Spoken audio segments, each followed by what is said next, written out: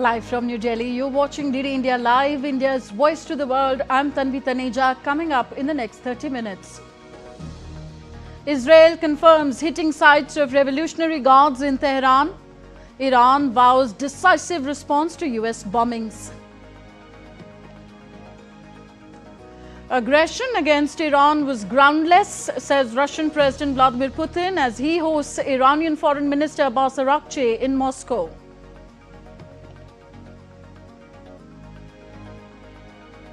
International Atomic Energy Agency IAEA holds emergency meeting in Vienna after the US strikes on Iran, asks Tehran to allow inspection of its enriched uranium stockpiles.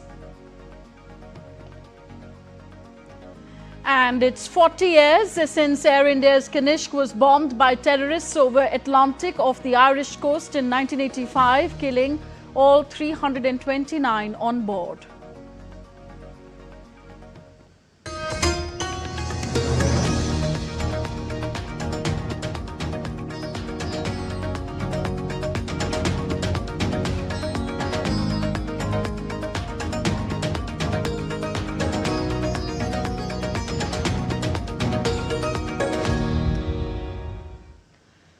In the wake of US airstrikes on Iranian nuclear facilities, the head of the UN's nuclear watchdog, International Atomic Energy Agency, called an emergency meeting in Vienna. During the IAEA chief, Rafael Grossi, warned that the bombing likely caused very significant damage to Iran's underground Fordow uranium enrichment plant, though the full extent is still unclear.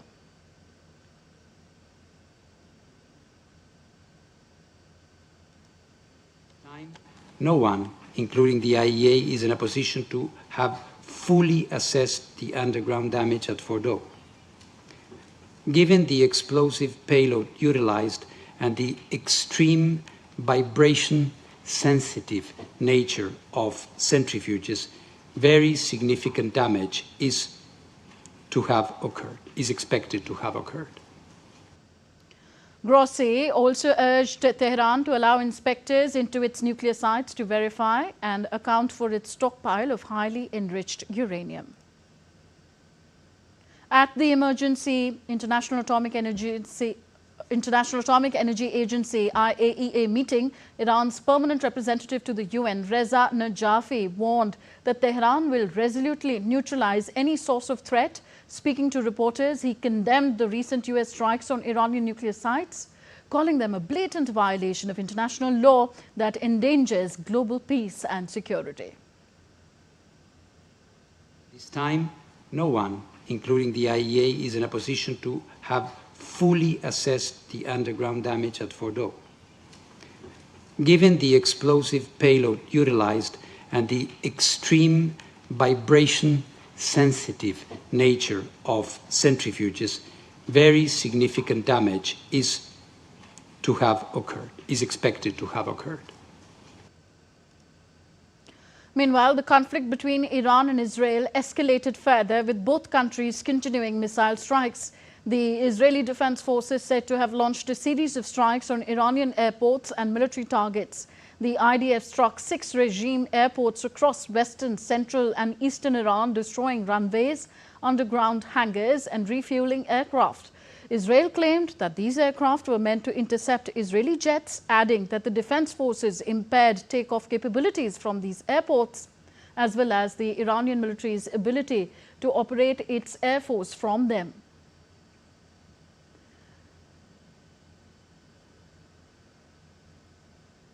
Meanwhile, sirens sounded in Haifa and Jerusalem on Monday due to reports of an Iranian airstrike towards Israel. In Haifa, residents were seen taking shelter during the security alert. Further, the Israeli military spokesman Brigadier General Efi Defrin has confirmed that its military has attacked the sites of Iran's Revolutionary Guard sites in Tehran.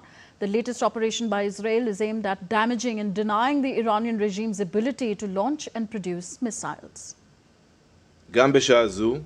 At this time, we continue to damage and deny the Iranian regime's ability to launch and produce missiles. At this moment, the Air Force planes are deepening the strikes in the Tehran area with an emphasis on commanding headquarters of the Revolutionary Guards.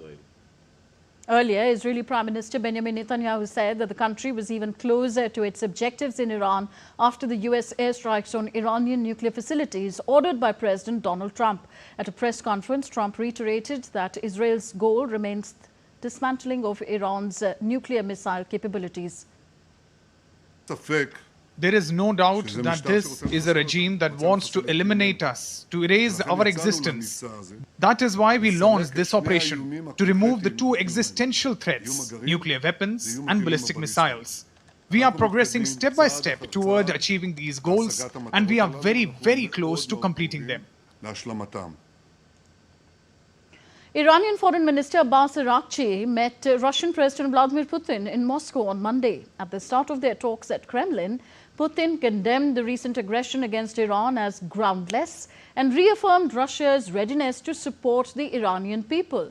Putin called the aggression against Iran baseless and reaffirmed Moscow's support, while Kremlin condemned the US strikes with deep regret. Our position regarding the ongoing events is well known. It's been clearly stated and articulated by the Ministry of Foreign Affairs on behalf of Russia and reflects the stance we have taken in the United Nations Security Council. This absolutely unprovoked aggression against Iran has no basis whatsoever and no justification whatsoever. For our part, we are making efforts to assist the Iranian people. Araghchi thanked President Putin for condemning the US strikes on Iranian nuclear sites, calling Russia on the right side of history. This is an act of aggression and an attack that must be unequivocally condemned. We appreciate Russia's stance in condemning this assault in the strongest possible terms today, and we hope it will be accompanied by practical support in the Security Council. Iran has vowed to defend itself after the United States joined Israel in its military action against the country. And now let's take you to these visuals where Prime Minister Narendra Modi has visited the Pradhan Mantri Sangrahalaya in New Delhi.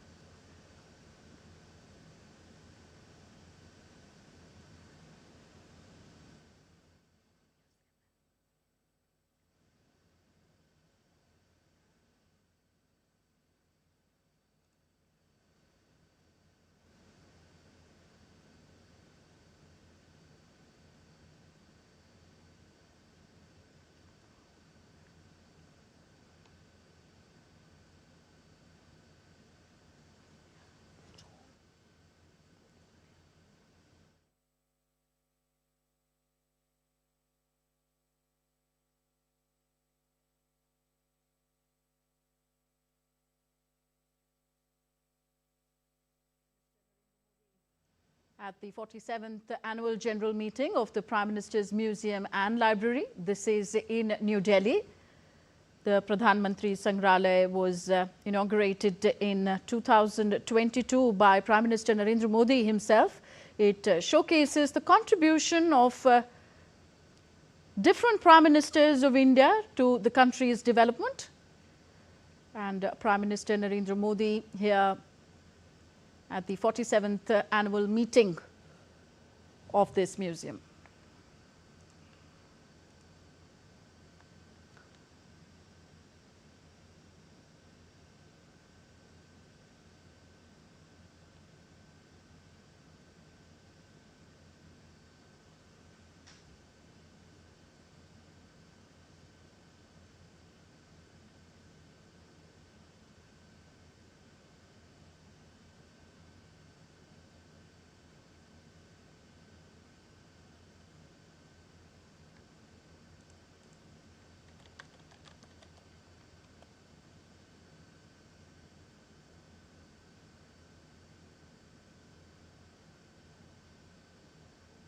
Now let's go back to the Iran-Israel conflict. Well, Iran has vowed to defend itself after the United States joined Israel in its military action against the country. Iran threatened US bases in West Asia after massive airstrikes that Washington said had destroyed Tehran's nuclear program. In a televised address, an advisor to Iran's Supreme Leader Ayatollah Ali Khamenei said that any country in the region or elsewhere that is used by American forces to strike Iran will be considered a legitimate target for Iranian armed forces.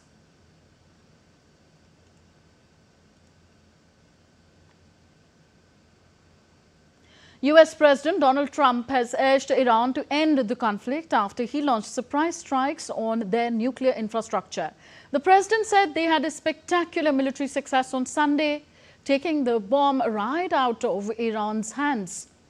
Trump, in a social media post, said, and I quote him, "Monumental damage was done to all nuclear sites in Iran, as shown by satellite images.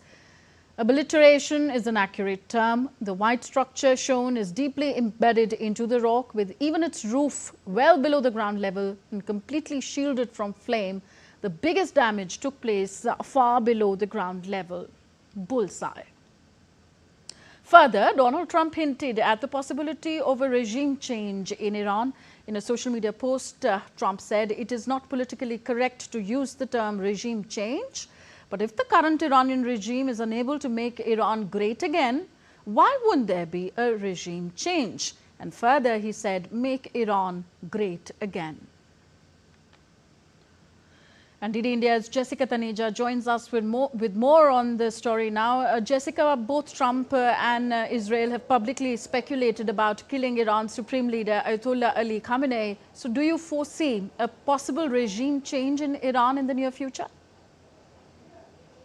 Well, it's difficult to say at this moment, Tanvi, because the developments coming in from Iran and the region are certainly troubling and, of course, also overwhelming for many people who are living in and around that area right now, including the neighboring countries of UAE as well. So it is a tough moment at that point. But as you heard from the US President Donald Trump just a few days ago, saying that they know where the Supreme Leader Ayatollah Khamenei is, but they will not be targeting him if Iran agrees to give up its nuclear arsenal and stops producing nuclear weapons, or at least begin that process of developing nuclear weapons. With the regime change, of course, one can't say as to what is planned ahead, but certainly the polity seems weakened given the kind of proxies, Iran's proxies that have been targeted both by Israel and its allies in the West over the last 1.5 years, ever since the October 27 attack on Israel by Hamas. A lot of things have changed in the region, and perhaps one thing that the American administration, if not hoping at this point to have, but in the future would definitely want the Supreme Leader to go, who is not only fomenting trouble for the American administration, but also for Israel at this point, who would be very thrilled to see his elimination and a regime change. But with the current dynamics that holds on the ground, the theocracy that Iran is, and ever since the clerics have been, or the clergy has been ruling Iran since the Iranian Revolution of 1979, things look difficult at this point, especially when the Americans are involved in attacking the nuclear facilities, which sort of emboldens the crowd, not so much as sways them against the popularity of the Supreme Leader and his Privy Council of members who continue to rule the country, and not to forget the sympathy for the IRGC, who has seen a loss of leadership, and also top nuclear scientists working on the ambitious project of the country to develop its own nuclear arsenal. Okay, and what sort of response can we expect from Iran's side now? Well, there could be a multi-pronged approach as to what Iran would do. It is certainly a country that takes a while, maybe a day or more, to plan swiftly in order to execute, a strategy that would ensure maximum damage on its enemies. And enemies, we mean not just Israel, but also the American bases, not just in Iraq, but Kuwait, not to forget Bahrain, that is home to the Fifth Fleet of the United States, and the kind of military assets deployed throughout the Middle East would certainly be Iran's primary target if it has to be. And if the Supreme Leader continues with the narrative that we've been hearing from the Iranian Foreign Minister Abbas Araghchi yesterday, you heard him quite categorically, mention categorically the fact that Iran will respond to this threat that has been laid on it by both Israel and its allies. So a traditional response of the Iranians in the past when Qasem Soleimani, the head of the IRGC, was taken down in 2020. You'd recall that Iran had struck various oil facilities in retaliation, and also missiles that were launched in the neighborhood. And targeting the base, the US base in Iraq was one of the primary actions that were witnessed from the Iranian side. And right now, as we speak, the Iranians are also mulling over, closing of the Strait of Hormuz, which certainly is not going to be an independent decision of the Iranians, because it involves multiple parties in other countries like UAE, and as well as the Americans who control or escort the oil tankers in the region. But the action certainly, that Iranian regime would want to take is either building up its nuclear weapons to, a speed where it can continue become a threat to the West, or certainly attack the US bases in and around the Middle East. And primary one would be in fact the one in Iraq, which is the closest.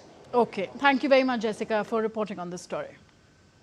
The United Nations Security Council, UNSC, convened an emergency session on Sunday after the US launched airstrikes on Iranian nuclear facilities, sparking alarm across the international community. World leaders have issued urgent calls for restraint and a return to diplomacy.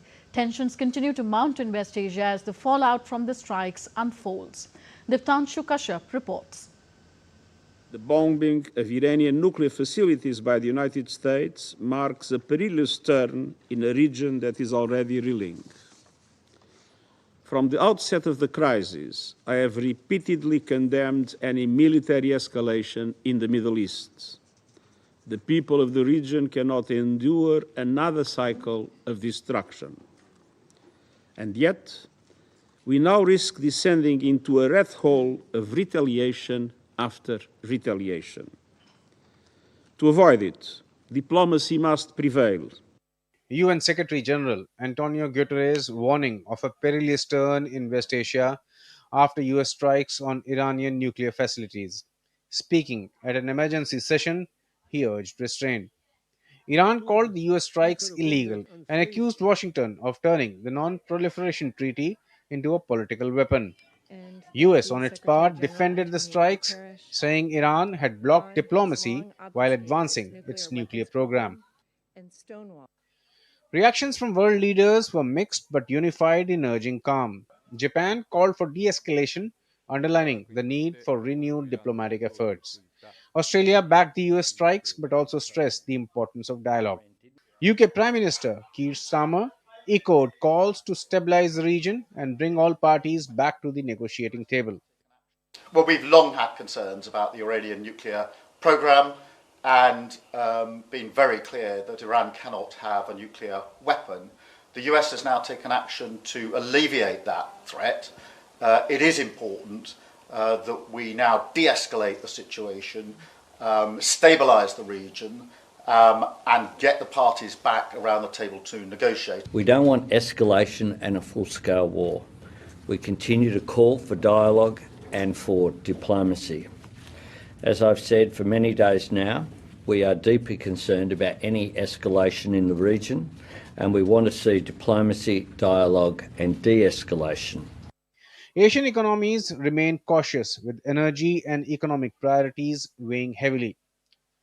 The Strait of Hormuz, a vital artery for global oil shipments, remains a flashpoint. Any disruption here could trigger a domino effect across global supply chains and markets.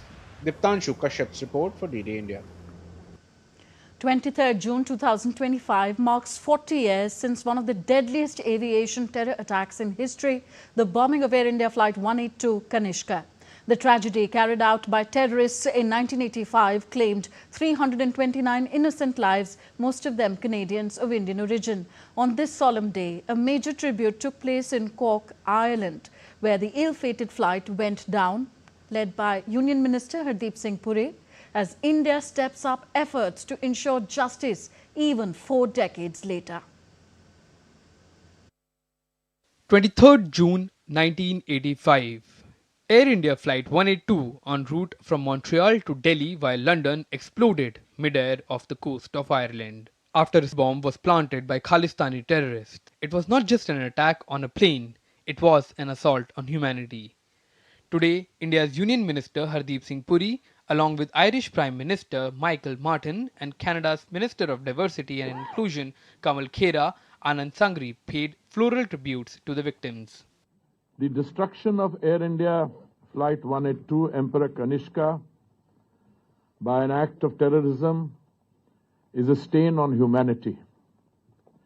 As a representative of the Government of India, I once again extend my heartfelt condolences to the bereaved families and the people of the countries from which the passengers were drawn, Canada, India and Britain.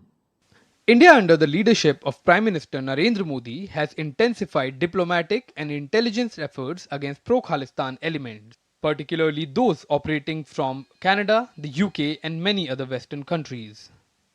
Recently, India has handed over a detailed dossier to partner countries and sought stronger cooperation on the extradition and prosecution of those involved in separatist and extremist activities.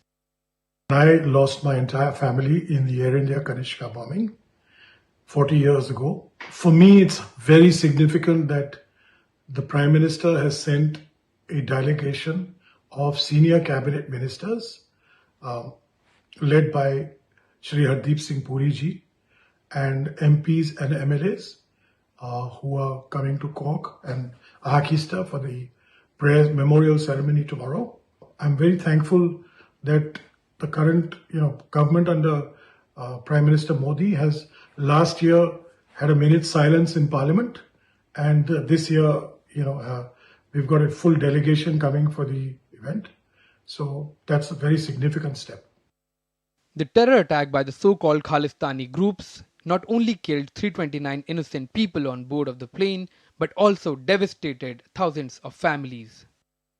Today, while the family members of the victims of the ill-fated Kanishka 182 remember their loved ones, they also thank the Indian government for keeping the fight up against terrorism of all forms. I can only see in the last few years significant steps have been taken vis-a-vis our friendly neighbors, our other countries, to stop the scourge of Khalistani terrorism. In that sense, I think this government has taken some very positive steps. While the wounds of Kanishka may never fully heal, today's ceremony in Cork marked a turning point, one of renewed resolve, not in just remembrance, but also in justice.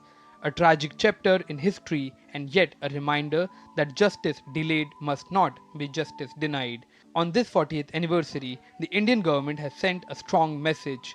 Terror has no place in a civilized world, and those who lost their lives on Kanishka 182 will never be forgotten, and the menace of terrorism will be uprooted forever. From Delhi, Akshay Dongre for DD India. And now we take a look at other stories making news across the world.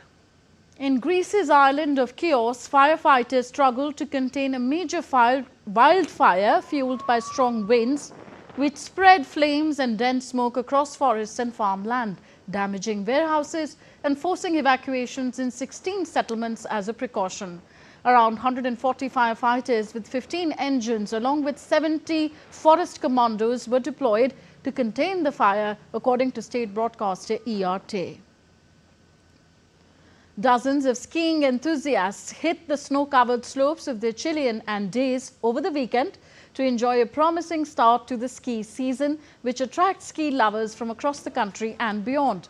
With the ski season officially opened, eager skiers flocked to the fresh snow on the wide slopes of the Valle Nevado resort close to the capital of Santiago.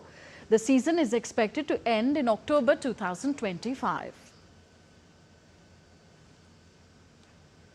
As gold prices soar past $3,300 an ounce, West African mines are battling a surge in illegal mining.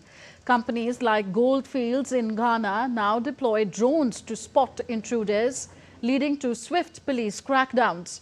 Nearly 20 wildcat miners have died in recent clashes. With millions relying on unregulated mining for survival, tensions are rising between corporate giants and desperate locals seeking gold and livelihood.